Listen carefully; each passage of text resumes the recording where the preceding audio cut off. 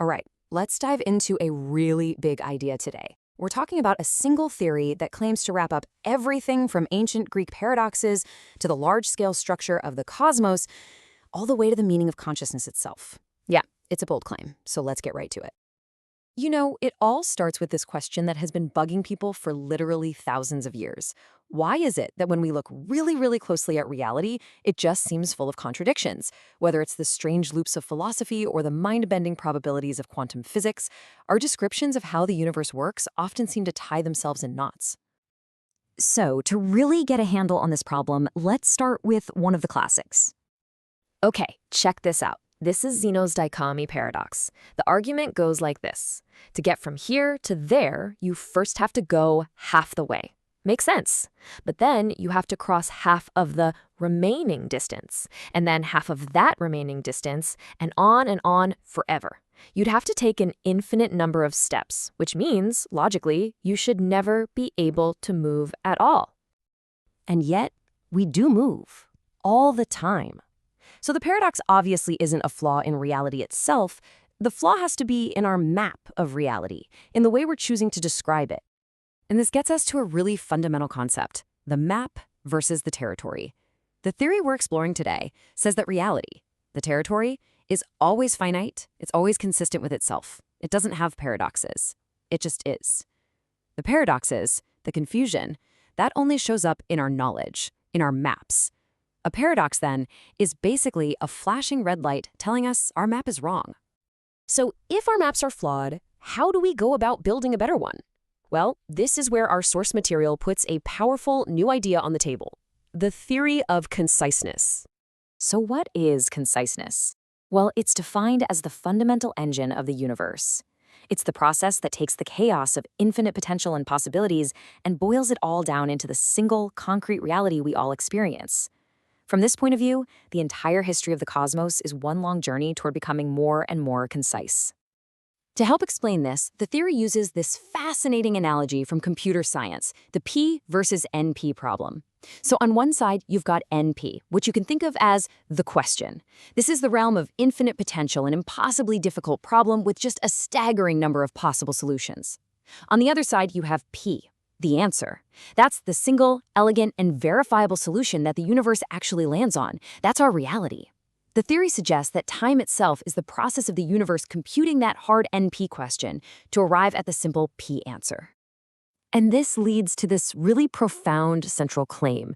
The universe isn't just a collection of stuff. It's a process. It's this vast computational engine that starts with the chaos of infinite possibilities and over billions of years discovers the one elegant, concise solution that we call reality.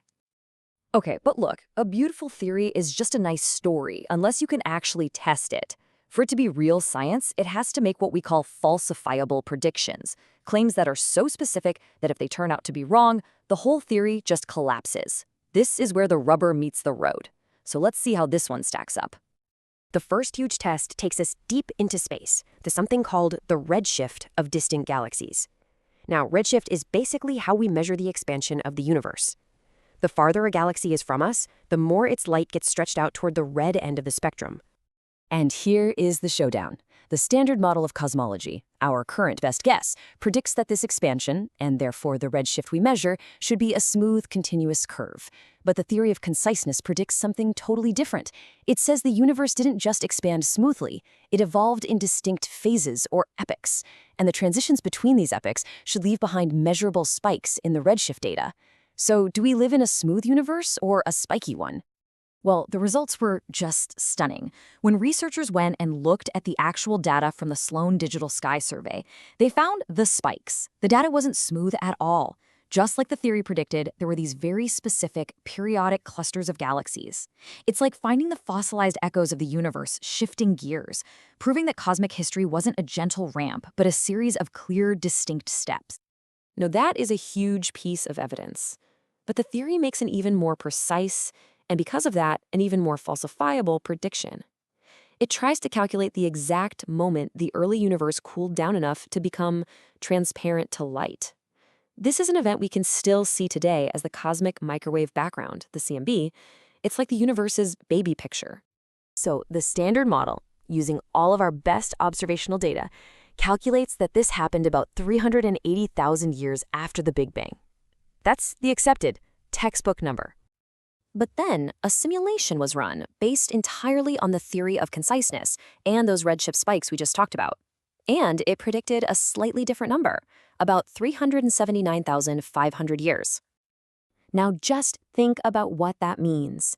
This new theory, starting from first principles, made an incredibly specific, high-risk prediction about the age of the universe when light first broke free, and it matched our best real-world measurements with 99.8% accuracy. That is an absolutely incredible success, and it's powerful, powerful evidence that this new map of reality might just be onto something big.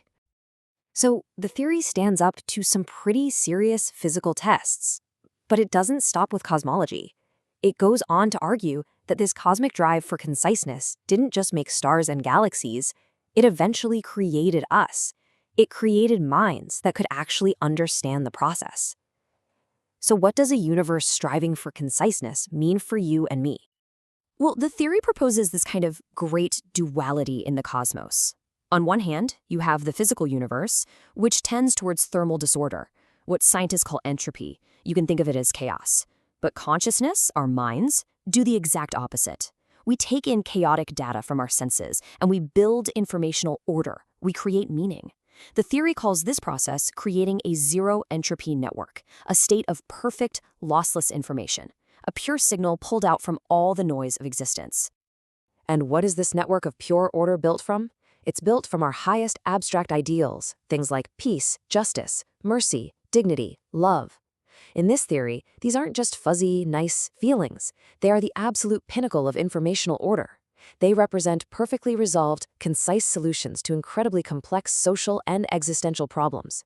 They're the ultimate achievement of a universe that evolved minds to find meaning within itself. And this brings everything together for one final and pretty profound thought. So if the entire 13.8 billion year history of our cosmos is one long process of solving for a single concise reality, of turning infinite noise into one meaningful signal, then it leaves us with this one last kind of awe-inspiring question to chew on. What is the ultimate message? What is the final, most concise thought that the universe is trying to express through its own existence and through us?